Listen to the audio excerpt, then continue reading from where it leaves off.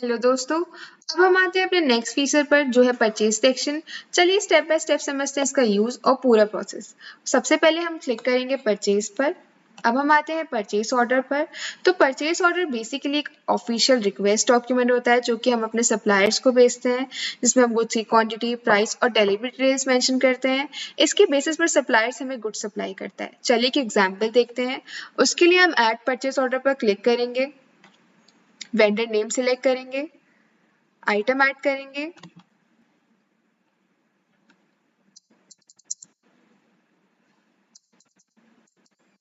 HSN code enter करेंगे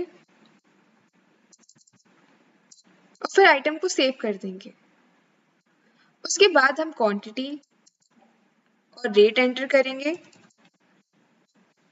और ये हमारा परचेस ऑर्डर सेव हो जाएगा। अगर वेंडर ने ऑर्डर एक्सेप्ट कर लिया है और गुड्स रिसीव हो गए हैं तो हम इस परचेस ऑर्डर को डायरेक्ट परचेस बिल में कन्वर्ट कर सकते हैं। इसके लिए हमें सिंपली चूज एक्शन पर क्लिक करना है और फिर हमें कन्वर्ट टू बिल पर जाना है और फिर इसको सेव कर देना है। तो ये हमारा परचेस ऑर्डर से डायरेक्टली परचेस बिल में कन्वर्ट हो जाएगा। अब अगर आप अपने बिजनेस के हिसाब से सेटिंग्स चेंज करना चाहते हो तो उसके लिए आपको सेटिंग्स पर जाना है,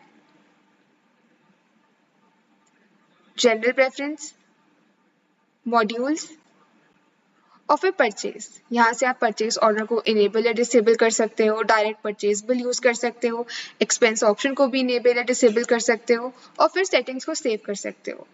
अब हम अगेन चलते हैं अपने परचेज सेक्शन पर। अब हम आते हैं परचेज बिल पर। तो परचेज बिल एक अकाउंटिंग डॉक्यूमेंट होता है जो गुड्स रिसीव होने के बाद जनरेट होता है। इसमें फाइनल बिलिंग अमाउंट होता है और इसी के बेसिस पर आप पेमेंट्स करते हो। तो सबसे पहले हम ऐड परचेज बिल पर जाएंगे, वेंडर नेम सिलेक्ट करेंगे, बिल नंबर एंटर करेंगे, आइटम सिलेक्ट करेंगे,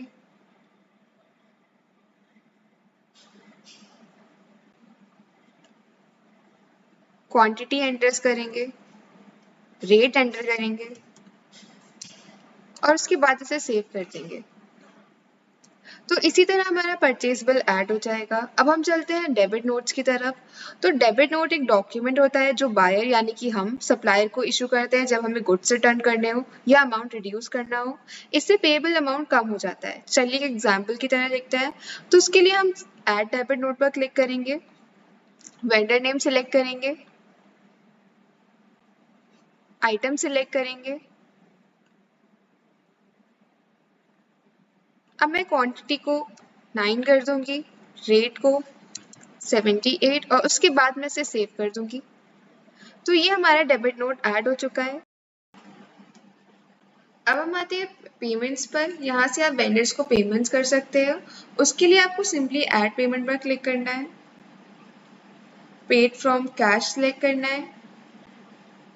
इसके बाद आप वेंडर नेम सिलेक्ट करेंगे, अमाउंट और फिर सेव कर देंगे और ये आपका पेमेंट में डन हो जाएगा। अब हम आते हैं अपने नेक्स्ट सेक्शन पे जो कि है एक्सपेंस सेक्शन। यहाँ पर आप अपने बिजनेस के डेली एक्सपेंसेस रिकॉर्ड कर सकते हैं। चलिए हम एक एक्सपेंस ऐड करके देखते हैं। उसके लिए हमें ऐड एक्सपेंस पर क्लिक करना है, जीएसटी टाइप चूज करना है, unregular, composition, unregistered business, overseas, special economic zone. Since मैं अनरजिस्टर्ड बिजनेस का कर रही हूँ इसलिए मैंने ये सिलेक्ट किया है। फिर हमने पेड थ्रू कैश सिलेक्ट किया है। अब हम वेंडर नेम सिलेक्ट करेंगे। इसके बाद हम अपना इनवॉइस बिल ऐड करेंगे। फिर हम अपना एक्सपेंस अकाउंट ऐड करते हैं। उसके बाद मैं अमाउंट ऐड करती हूँ और फिर मैं इसको ऐड पर क्लिक कर दूंगी। तो ये हमारा एक्सपेंस ऐड हो गया। तो दोस्तों ये था कंप्लीट परचेज सेक्शन जिसमें आप परचेज ऑर्डर से लेकर एक्सपेंस तक सभी कुछ इजीली मैनेज कर सकते हो। अगर आपको ये वीडियो हेल्पफुल लगा हो तो लाइक और शेयर जरूर करिए। मिलते हैं नेक्स्ट वीडियो में। Thank you.